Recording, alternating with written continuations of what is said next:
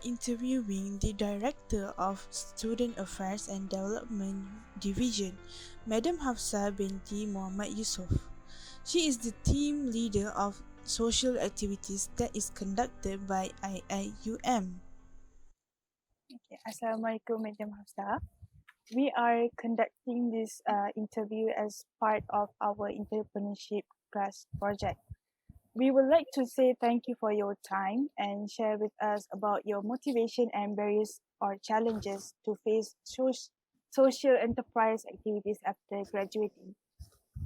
Social entrepreneurship can be defined as any kind of activity, organization, or initiative that has a particular social, environmental, or community objective. These activities may include providing services or training to socially deprived or disabled persons, activities aimed at reducing pollution or food waste, organizing self-help groups or for communities action, or other activities related to community social concerns. So we will start off some of your business questions. So the first question is, would you please tell us about yourself, your education, your work experience, if any? Okay, Bismillahirrahmanirrahim. Alhamdulillah, Rabbil Alamin, wassalatu wassalamu ala ashrafil anbiya wal mursalin wa ala alihi wa ashabihi ajma'in. I believe your name as on the picture. Yeah, we have Sister Izzatul Sazrina, we have Muhammad Haziq and Muhammad Aiman, correct? Okay, so thank you for inviting me to be part of your business assignment on social entrepreneurship. Okay, back to your question. Okay, please tell us about yourself, your education, and your work experience. Okay, as my name applies, my name Hafsah binti Muhammad Yusof. I'm originated from Klang, from Kampung Sungai Udang, if you're familiar, if you're in Klang. All of you from Klang, right? So, we are from some of them are from Shah Alam. From Shah Alam, yeah. All right. Okay, originated from Klang. I was raised in Kampung Sungai Udang, Klang, yeah? And then I went to the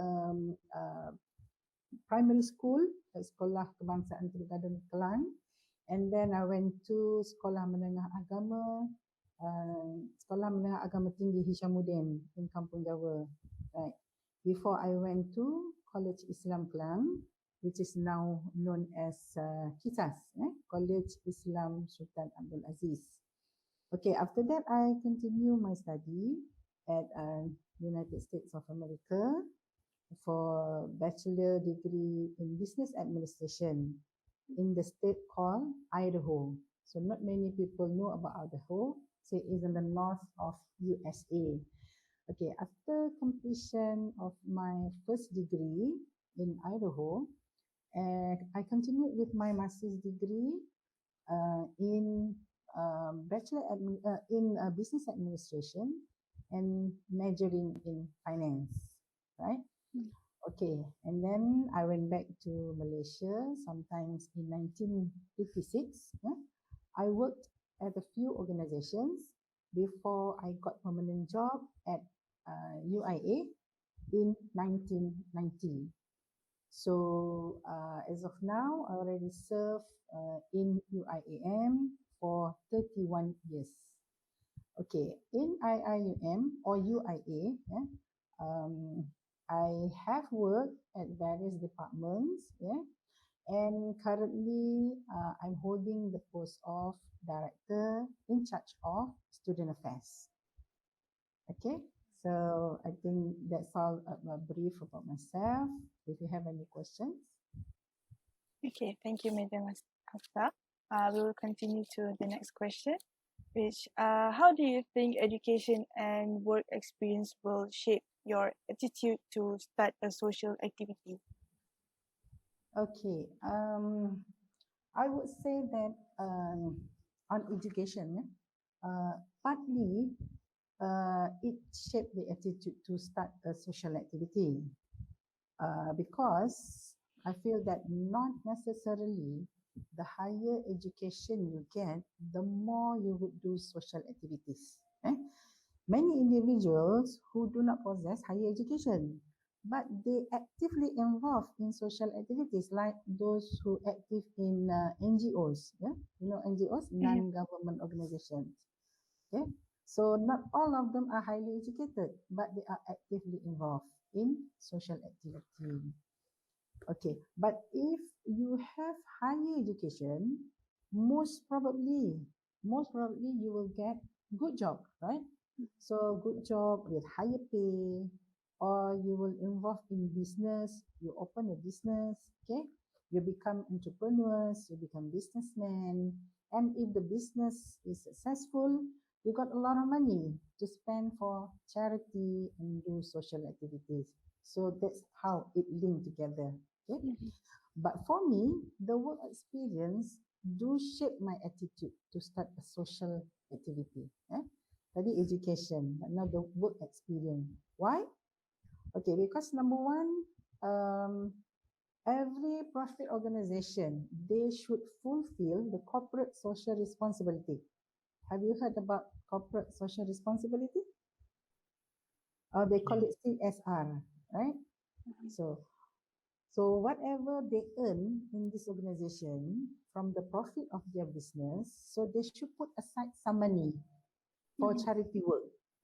If you can see that sometimes, like bank or, any big organization like Nestle, for example, KFC. So they do their corporate social responsibility because there are amount allocated for that. Okay, they they help they give food, free food to rumah anak-anak yatim, for example, rumah orang-orang tua. They feed the homeless. They give money to build school, mosques. They give food and education to poor and needy children, etc. and etc. So many charity that you can do. Okay. Okay. Number two, the reason why work experience do shape your attitude towards social activity. Number two, because the organization itself has the agenda to help people or the community around them to be better from what they are.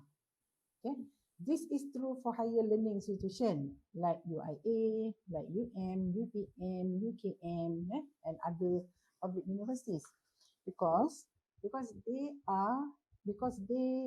have learned people in the university.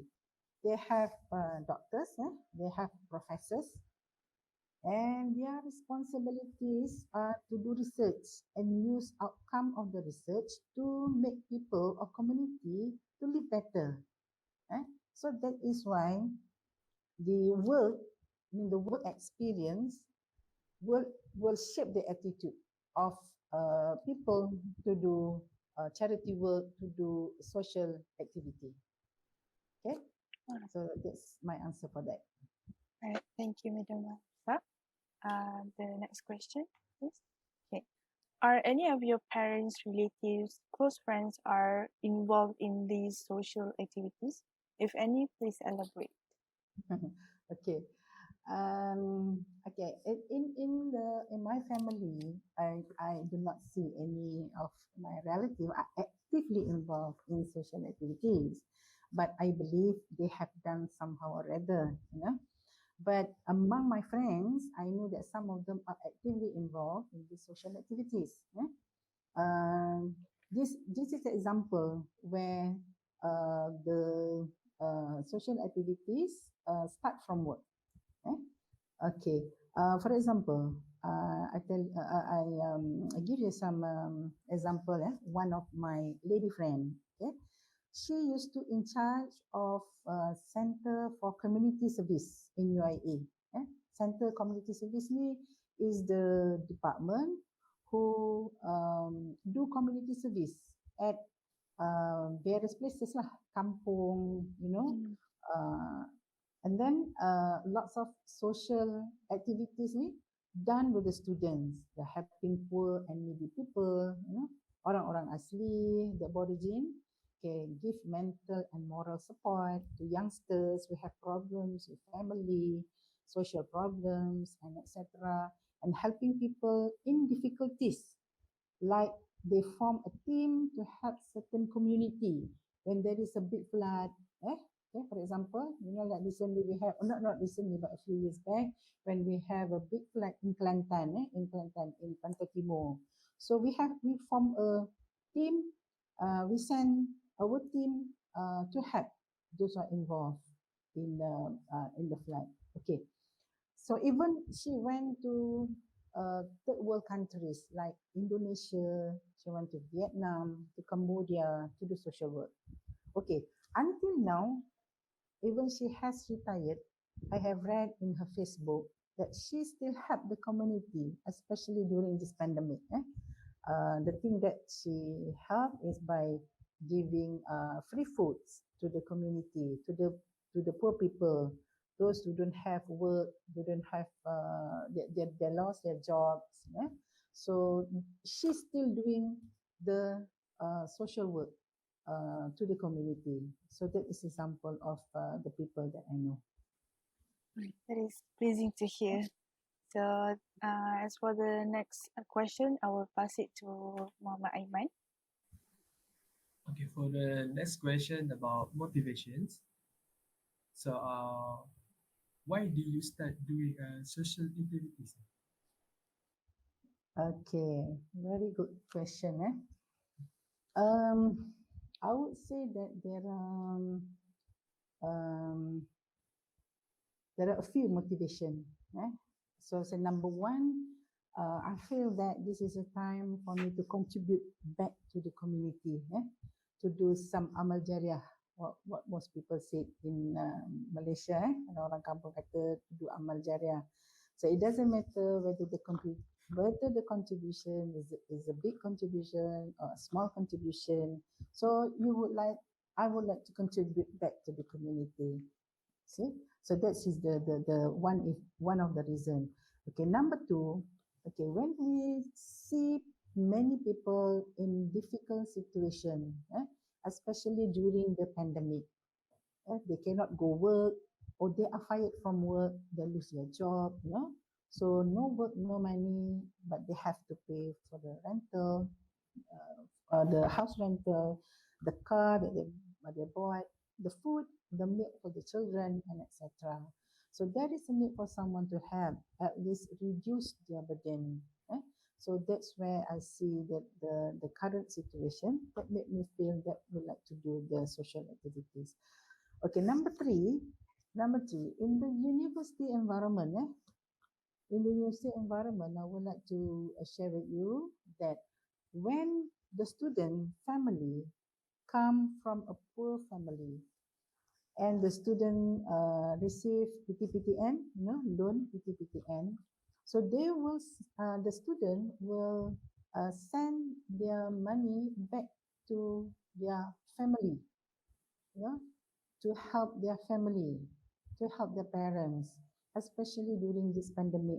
They don't have work, but they have to eat. So because of that, the students, they do not eat in the campus because they want to help their parents, because they want to help their families. So what kind of help that we do for the student? Okay, for me, since I'm in charge of the student well-being in the campus, so we establish food bank. Okay, we establish food bank where we store food for students. Okay, so those students who need food, okay, who are from B40 students, who are from the group of asnaf student, the poor miskin, so they can take the food when they need it. Okay, so we have a good we have a good room where we store all kinds of food, um, like Maggi, the food that the student can consume without they have to cook it, because when they live in hostel, they cannot cook. So what they can do is just like Maggi, just put water in the cup, they can eat from there. We have biscuits, we have bread, okay, something like that. Okay, and then where we get this the food come from? The sources of the food come from the contribution from supermarket, from yayasan, which their main duty is to help needy people. Yeah, but sometimes we purchase the food and we put in the food bank so that student can take the food when they need. Okay, and another one, to help these students, we have free meals for them. Okay, free meals sometimes we cook ourselves. Okay, the staff cook, and then we distribute the food to the student, or sometimes we order the food from the cafe and then we distribute to students. So these are among the things that we did. Okay. Okay. Okay. For the next question is, when did you make the decision to help people around you?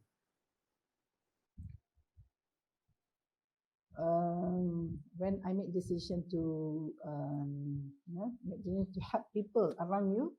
Okay, so I think it goes back to the earlier questions. So when we feel like the people need our help, like the one that I mentioned just now, we see our students are not eating, they, what they call it, they ikat perut. So they save some money for their parents. So that's where we come and help them, we give free food, we give coupon, we give coupon. The student can use the coupon without having money in a cash. They can use the coupon to get food from the cafe, in the campus. So this is where, that is about people in the campus. Okay. We did also helping people outside the campus, like we help children of orang asli, for example. So we have a team to teach them about a religion, about Islam, because sometimes orang asli, most of them they are not Muslim. They are not Muslim. So we send team of students, to teach them about Islam. This is one thing. This is outside the community, outside IIM. So even it was a few back ago lah, when we don't have this pandemic.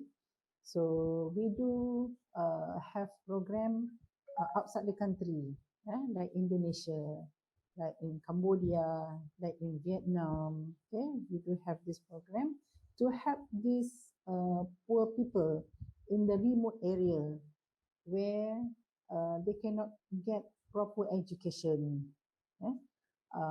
Why their country not helping them? This is because they are Muslim, and the country is not a Muslim country. So we are from outside the country, so we come and help them because they are Muslim. So these are among the example. Okay. Okay. For the next question is, where do you do this activity, social activity? Oh, okay. So I think I have explained that before also. So we did in the university, we did outside the university with the local community, we do overseas, but right now we don't do that outside the university anymore because of the pandemic, because we cannot go outside the campus, we cannot go out even outside daerah or rentas negeri. So this is where we have before this pandemic, we did it all over Malaysia. We have even outside the countries. So I think the last time I went to um, Bukit Tinggi, Indonesia, where we had we helped one of the rumah orang tua. We cleaned and we painted the house, okay, because we have the connection with the people in that area. So meaning that our activities is not just in Malaysia. Okay, so you have shown this picture. Actually, this one is the free bubur lambu to the IIM community. So the staff, to the students, to the workers, cleaners, the cleaners, the security guards, so everybody who this is the main entrance of UIA. So when they would like to go back, so we give this bubur lambu. So this is one of the activities that we did. Okay, Okay. Next question is, what motivated you to start the social activities? So if you can see that in the picture, this is our food bank. So our food bank. So we arrange the food nicely so that it looks attractive. So this is where we get food from the donors from the supermarket, from the yayasan, even from individuals. Sometimes we purchase. When they finish, then we purchase. So these are some of the people out there, are the students who are the one who look after the food bank. So they are the ones who take register the food inside the food bank.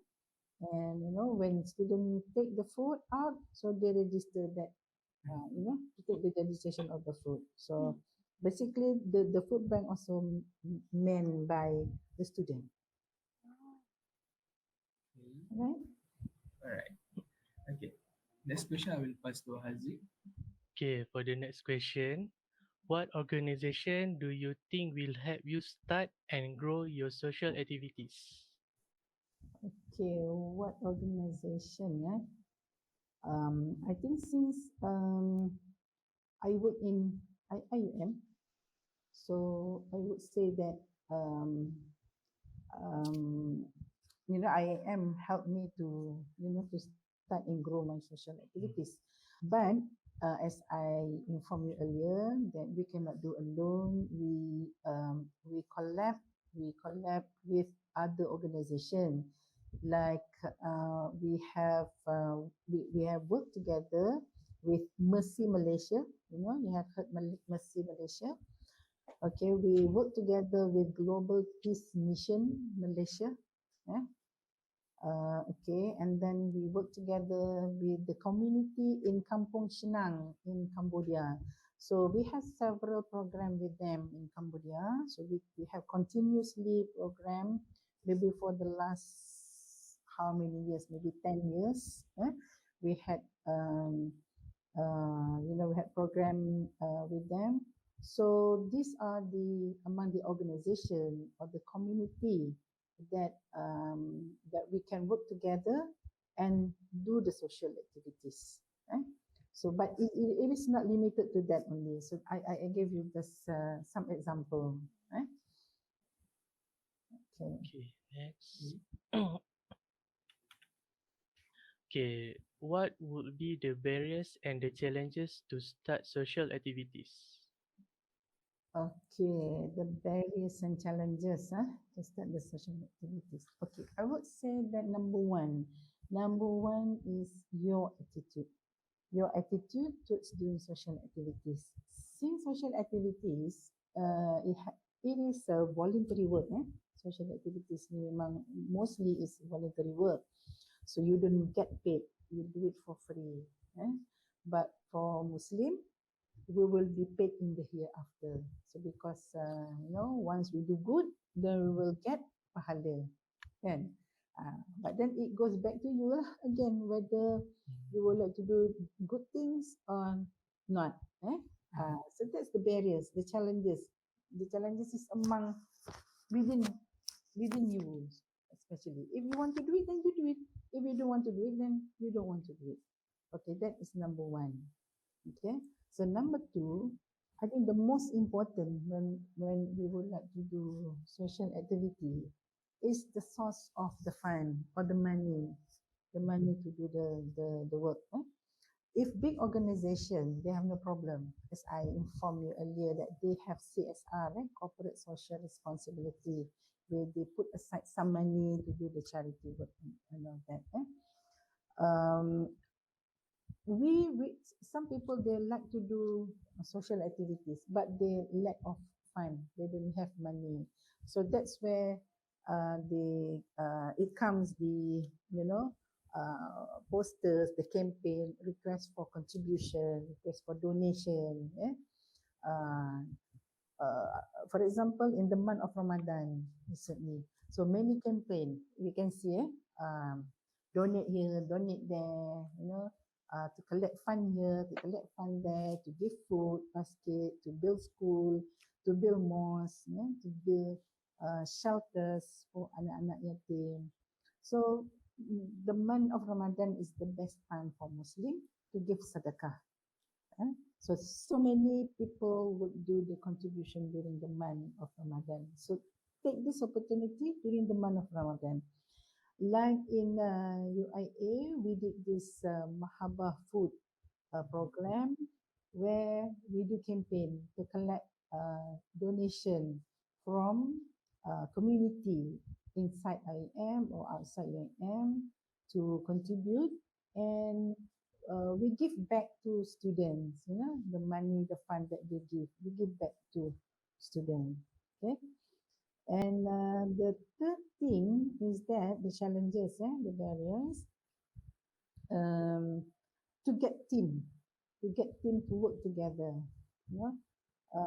In order to do social work, sometimes you need a team, a really committed team to do.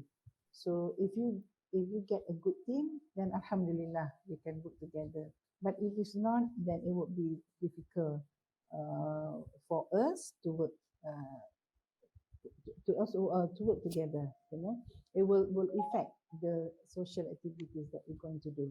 Okay, number four, this is another important, the trust from people who like to give contribution. Okay, like I said before earlier, that the most important is the source of fund, and most of the time to get source of fund, we get contribution from individual, from organization.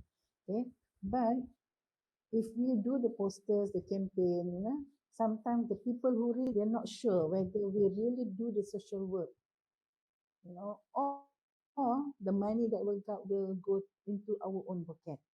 Right, betul. Ada tak rasa macam tu kan? So to get the trust from the people lah, kan? Whether they trust us to do or not, right? So that is why it is important when we do social activity, social work, charity work, voluntary work, we put pictures, document in our website, in Instagram, and other social medias, so that people would see what we have done. So that's where the trust come in. So if the trust come in, and it is easier for us to do the social activities. For example, like macam apa, Abid Liu. Do you think all the money, his own money? So I think, I mean, most of people think that some rich men or, you know, big organization, they give the money to him because he already proved to us, you know, the money goes back to the community, right? So they show it in their Facebook. I mean, he showed it in the TV, you know, the money that he spent for the public. So that's where he got trust from the public. Okay, so I guess that's my answer. Okay, next question. How would you overcome the challenges you face? Oh, how we can overcome, eh? So this is like, for example, tadi, like I already told you that if in terms of money, and then we you know, make a campaign to collect money. Okay. If in terms of trust from people, so we need to prove back to them, inform them through our Facebook, through any other social media platform, that uh, the money that they give us, that we really spend to the target group that we would like to do the social activities. So in terms of attitude, tadi yang saya cakap the earlier, attitude is the hardest thing that to overcome, is because it lies inside you, kan? Diri you sendiri. Yeah. So that is the hardest thing to change. So unless diri sendiri tersedar, kan, then it will change you. Nobody will change you unless yourself change you. Okay, so that Okay. accepted the answer. Yes. Yes. Okay, the last one, concluding question. If you start a social enterprise, what societal problem will you tackle? Okay, so this one, for this answer, I would like to share you. I would like to share screen. Can you stop? Okay. I try. Sometimes jadi, sometimes tak jadi.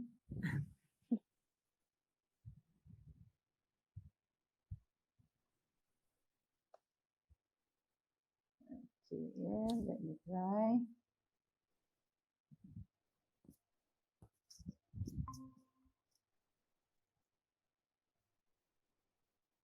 So this is UNESCO and Sustainable Development Goals. Do you familiar with this or not? Yes. Yes. Yeah, you familiar? Very good.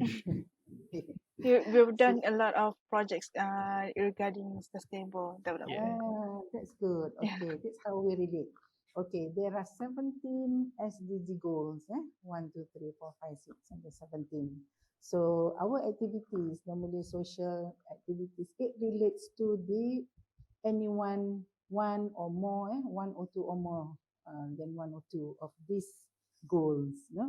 These goals are the societal problems, masalah-masalah society, like poverty, kemiskinan, hunger, kelaparan, good health and well-being, quality education, gender equality.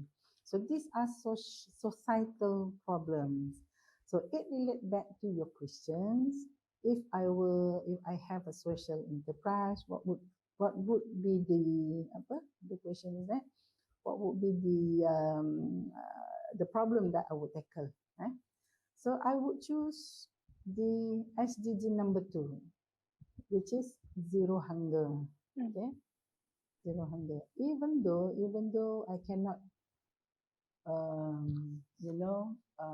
give zero hunger, but at least we can reduce some people who,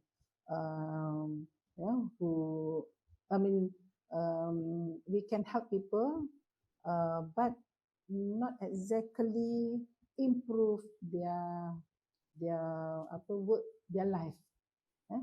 we just give them assistance, yeah, helping hand to give food, for example, at us to let them remain alive. So I would say that that is my choice because currently what we are doing in the campus is also on SDG number 2. Okay, so I think that would be my question and my answer. Okay. So I stop sharing now. Alright. Thank you so much for your time to contribute to our interview today, and it's a very pleasure to have you here. So hope you have a nice day ahead and salam awal Muharram. Okay, thank you. So, selamat hijrah to all of you also. Iaitu Sazrina, Muhammad Haziq, and Mama Aman. May you have a success in your subject this semester, yeah, InsyaAllah. and you are in good health during this period of pandemic. Inshallah. InsyaAllah. Inshallah. You too, madam. All right. Thank you. After listening to our interviewee, we have learned that social service is very important to the community who are in deep difficulties because there are many people who need our help regarding food needs, educations, and most importantly, their safety. We have also learned that teamwork between team members is the best option to lead an activity into a success.